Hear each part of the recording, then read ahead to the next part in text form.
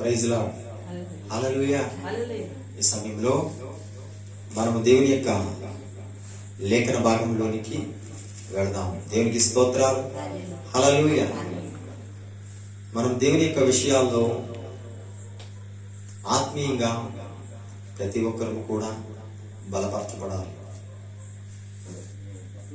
అనేక మంది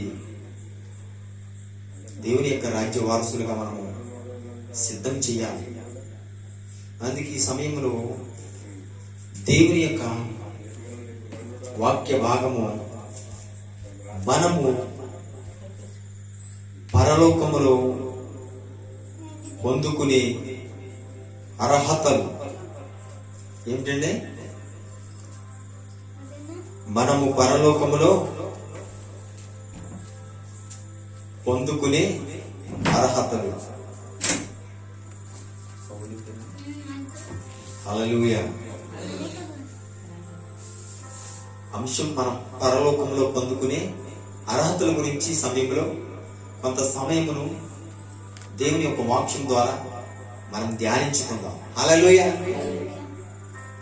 కళ్ళు మూసుకున్నట్లయితే చిన్న ప్రార్థన చేసుకుందాం. పరిశుద్ధుడు అయ్యున్న ప్రభువా, నీకే వందనాలు, స్తోత్రాలు, స్తుతులు చెల్లించుచున్నాము. గనుడు అయ్యున్న ప్రభువా, నీకే స్తుతులు, స్తోత్రాలు చెల్లించుచున్నాము. కృపా సత్య సంపూర్ణ అయ్యున్న తండ్రి, నీకే స్తుతులు, స్తోత్రాల ప్రభువా. ఈ సమయంలో వాక్య భాగంలోనికి మేము వెళ్ళిచుండగా నీ కృపచేతన మమ్మల్ని బలపరచాలి. మేము కాదు, మీరే అధ్యక్షుడిగా ఉండండి. మోషేకిచ్చిన నీ దేవ సాన్నిధ్యం మా మధ్యన ఉంచాం. దేవుని సమాజంలో దేవుడు నిలిచి ఉంటాడని వాగ్దానం చేసిన దేవుడు, నీకే వందనములు, స్తోత్రాలు చెల్లించుచున్నాం. ఈ వాక్యం భాగం ద్వారా మాతో మాట్లాడు. యేసు పరిశుద్ధ నామమున అడిగి వేడుకుంటున్నాం పరమ తండ్రి, ఆమేన్. హల్లెలూయా. హల్లెలూయా. ఈ సమయంలో అంశం ఏమిటో చెప్పాను కదండి. మనము పరలోకములో పొందుకునే అర్హతలు ఏమిటి? హల్లెలూయా. మనము పరలోకములో పొందుకునే అర్హతలు ఏమిటని అంశం ద్వారా కొన్ని విషయములు మనం నేర్చుకుందాం. దేవుని స్తోత్రాలు. హల్లెలూయా. మొదటిదిగా మన పేరులు అక్కడ రాయబడి ఉండాలి. ఎక్కడంటే జీవ గ్రంథంలో రాయబడి ఉండాలి. లూకాసు వార్త 10వ అధ్యాయము 20వ వచనం.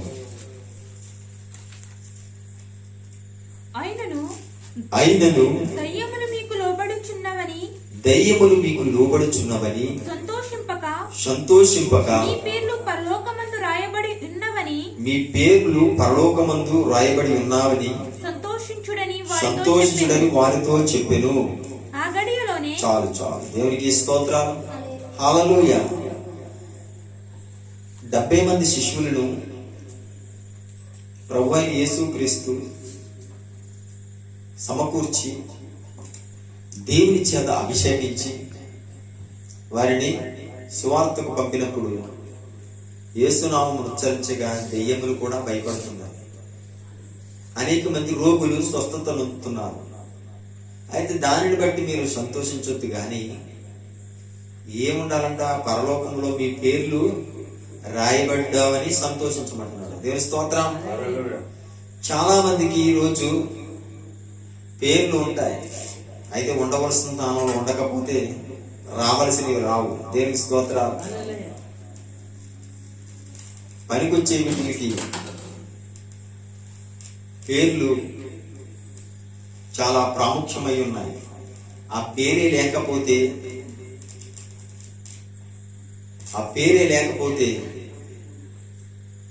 దేవుని యొక్క రాజ్య వారసులుగా ఉండలేము. దేవుని స్తోత్రాలు. అందుకు మన పేర్లు ఎక్కడ ఉండాలంట? జీవ గ్రంథములో లిఖించబడి ఉండాలి. ఆ జీవ గ్రంథంలో మన పేరు లేకపోతే ప్రయోజనం ఏమీ లేదు. మన పేర్లు ప్రతి ఒక్కరి అక్కడ లిఖించబడి ఉన్నాయి. ఆ పేరే లేకపోతే నీవు తీసుకున్న రక్షణకు విలువ లేదు. దేవునికి స్తోత్రం. ఒకవేళ ఆ పేరు నీకు లిఖించబడి ఉండాలంటే బైబిల్ వాక్యానుసారంగా నీవు రక్షణ పొంది ఉండాలి. బైబిల్ వాక్యానుసారంగా రక్షణ పొందకపోతే పేరు మాత్రం నమోదు చేయబడదు జీవ గ్రంథములో. దేవునికి స్తోత్రాలు. అన్ని ప్రూఫ్లతో వాక్యానుసారమైనవి విషయాలతో మనము అనుసరించి వాక్యానుసారమైన రక్షణ నీవు ఉంటే జీవ గ్రంథంలో లిఖించబడతాయి. అక్కడ 2 గ్రంథాలు ఉన్నాయి. వేరొక గ్రంథం ఒకటి, జీవ గ్రంథం ఒకటి ఉన్నది. అక్కడ మన పేర్లు నమోదు చేయబడి ఉన్నది. దాన్ని బట్టి మనం సంతోషించాలి. ఈరోజు చాలా మంది చాలా పేర్లు ఆ జీవ గ్రంథంలో లేవు. ఈ రోజున లోకములో వీటి కొరకు మనం పేర్లు నమోదు చేయించుకుంటున్నాం. అవునా లేదు? కాదండి. ఎందుకు? ఇప్పుడు రేషన్ కార్డులో మీ పేరుందా లేదండి? ఉన్నది.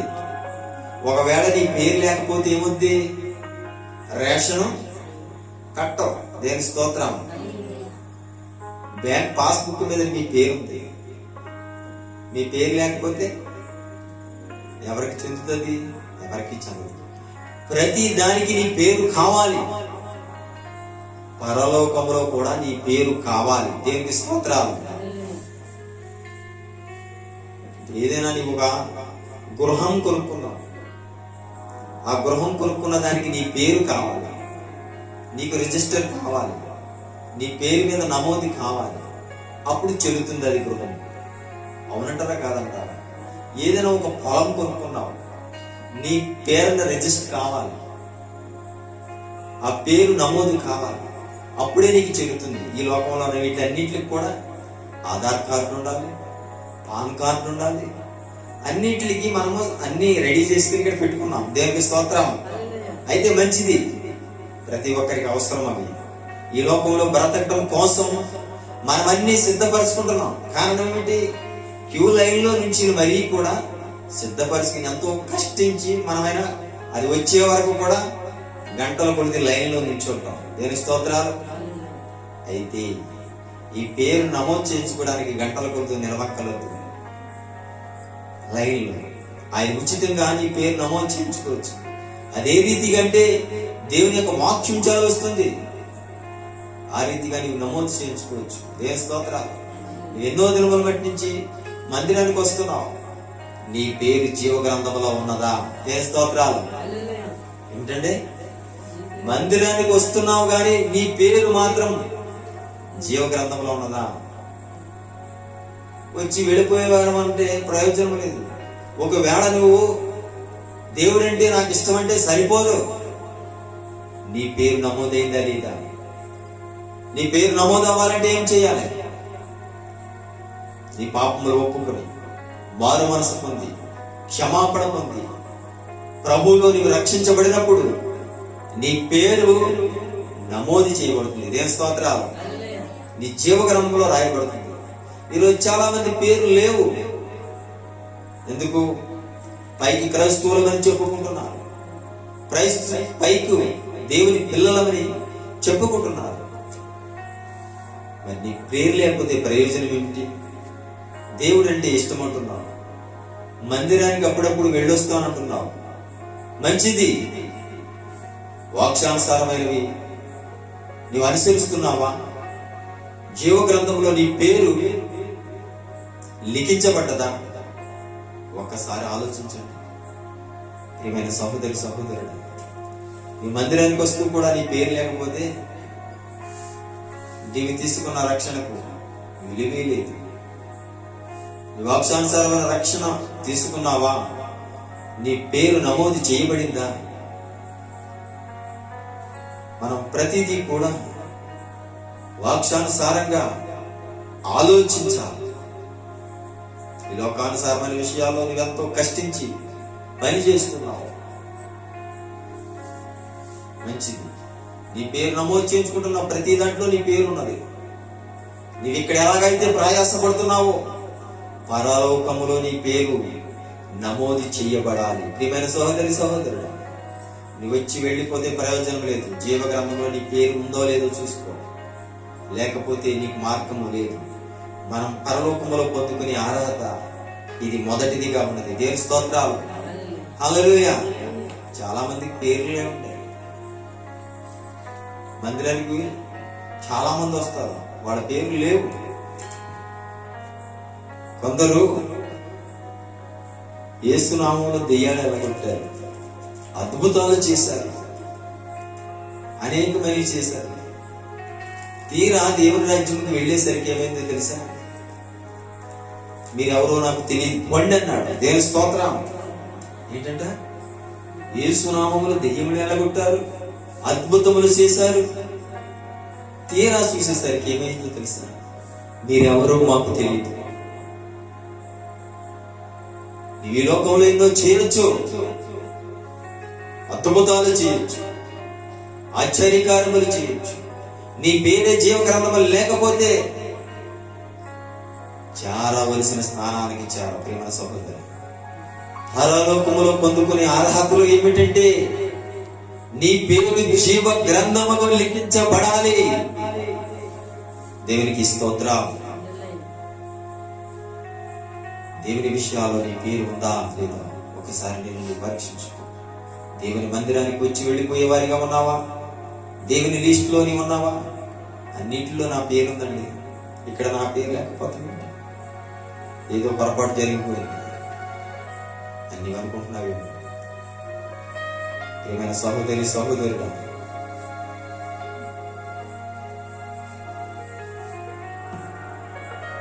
హల్లెలూయా.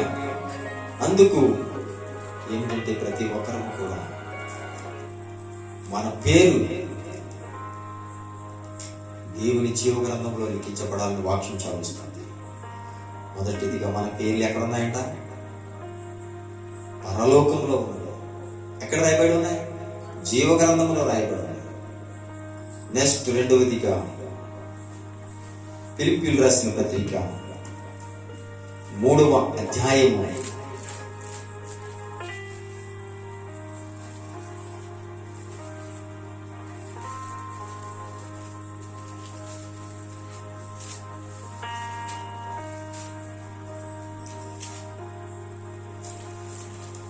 20వ వచనం. మన పరిస్థితి పరలోకమందున్నది. అక్కడ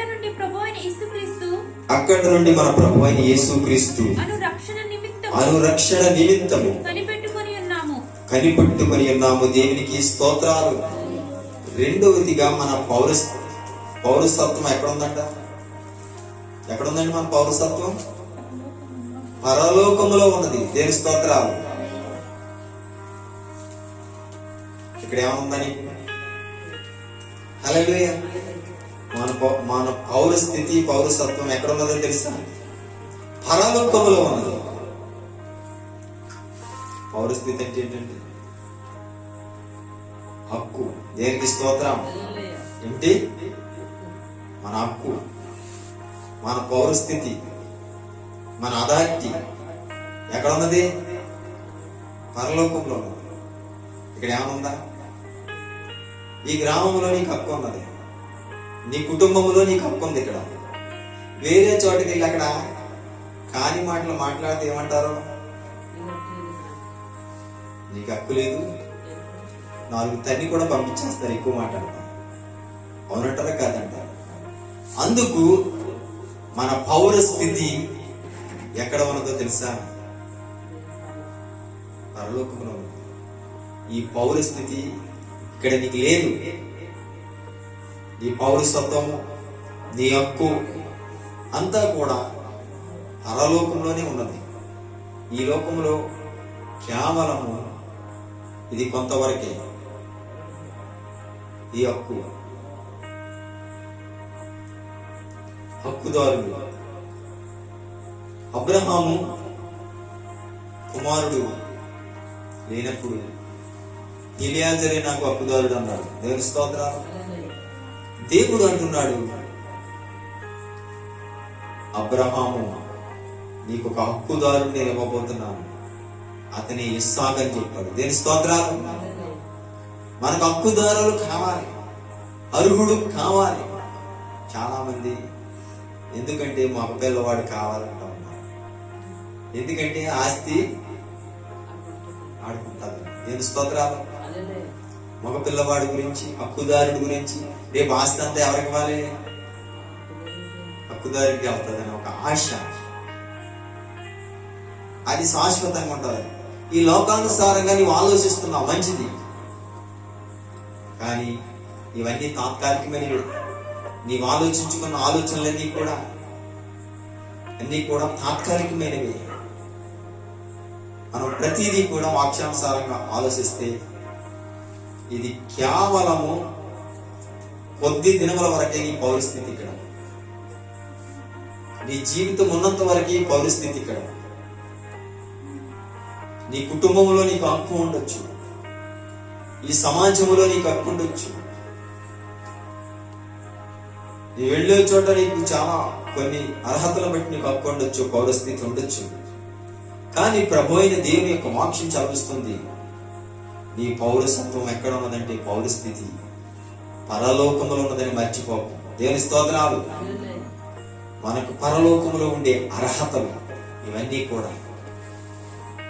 మరిచిపోయి మనం ఈ లోకానుసారంగా మనం ఆలోచన చేస్తూ ఉంటాం. అది చాలా తప్పు. ఇది ఏమన్నా ఉన్నదంటే ఏముంది? ఎక్కడుంది? పరలోకంలో ఉన్నది. హల్లెలూయా. ఇక్కడ ఏమన్నా ఉన్నదా? నీవు ఎలా వచ్చావు అలాగే వెళ్ళవలసింది. దిగంబరిగా వచ్చావు, దిగంబరిగా వెళ్ళాలని యోబు అంటున్నాడు. నేను దిగంబరిగా వచ్చాను, యెహోవా ఇచ్చిన యెహోవా. దేనికి స్తోత్రం. ఇది నాది, అది నాది, ఇది నాది. నీ హక్కు ఎంత వరకు? ఇక్కడ తాత్కాలికమైన హక్కులు ఇవన్నీ కూడా శాశ్వతమైన పౌరస్వత్వం ఎక్కడ ఉన్నదంటే పరలోకములో ఉన్నది. దేవునికి స్తోత్రం. నీ అర్హతలన్నీ కూడా ఎక్కడ ఉన్నవంటే పరలోకములో ఉన్నది. దేవునికి స్తోత్రాలు. అందుకు ప్రతి ఒక్కరు కూడా ఇటువంటి హక్కులన్నీ కూడా పరలోకంలో పొందుకునే అర్హతలు. ఇది రెండవదిగా పౌరస్థితి, పౌరసత్వం అని లేఖనాలు సెలవిస్తుంటాయి. హల్లెలూయా, హల్లెలూయా. మూడవదిగా స్వాస్థ్యం. ఏమిటండి? మూడవదిగా స్వాస్థ్యం, ఒక అర్హత అక్కడ మనకి దాచి ఉంచాడు. పేతురు రాసిన పత్రిక, మొదటి పేతురు రాసిన పత్రిక 1వ అధ్యాయము 3వ వచనం చదువుకుందాం. మన ప్రభువగు యేసుక్రీస్తు తండ్రి అయిన దేవుడు స్తుతింపబడును గాక. మృతులలో నుండి యేసుక్రీస్తు తిరిగి లేచుట వలన జీవముతో కూడిన నిరీక్షణ మనకు కలుగునట్లు, అనగా అక్షయమైనది, నిర్మలమైనది, వాడబారని స్వాస్థ్యము మనకు కలుగునట్లు ఆయన తన విశేష కనికరము చొప్పున మనలను మరలా జన్మింప చేసెను. దేవునికి స్తోత్రం. వాడబారనిది, అక్షయమైనది, నిర్మూలమైనది, వాడబారది అయిన స్వాస్థ్యము మనకు కలుగునట్లు ఆయన విశేష కనికరము చొప్పున మనలను మరలా జన్మింప చేశాడు. మన స్వాస్థ్యం ఎక్కడ ఉన్నదండి? ఎక్కడుంది? పరలోకములో ఉన్నది. ప్రభు అయిన యేసుక్రీస్తు మృతుల్లో నుంచి లేచి మనకు ఒక నిరీక్షణ కలగజేస్తున్నాడు. నీ స్వాస్థ్యం ఇక్కడ ఏమీ లేదు, నీవేమీ తేలేదు. మన స్వాస్థ్యం ఎక్కడ ఉన్నదో తెలుసా? పరలోకములో దాచిపడి ఉంది. స్వాస్థ్యం అంటే ఏంటండి? హల్లెలూయా. ఏమిటండి స్వాస్థ్యం అంటే? ఆస్తి. హల్లెలూయా. దేవుడు ఇశ్రాయేలు యొక్క ప్రజలు కానాను ప్రదేశం వచ్చినప్పుడు 12 గోత్రముల వారికి స్వాస్థ్యమును పంచిపెట్టాడు. ఒక గోత్రమునికి ఈ స్థలము కేటాయించాడు. వారికి స్వాస్థ్యము ఆ కానాను అనే ప్రదేశంలో వారికి అనుగ్రహించాడు. వారి వారి వంతుల చొప్పున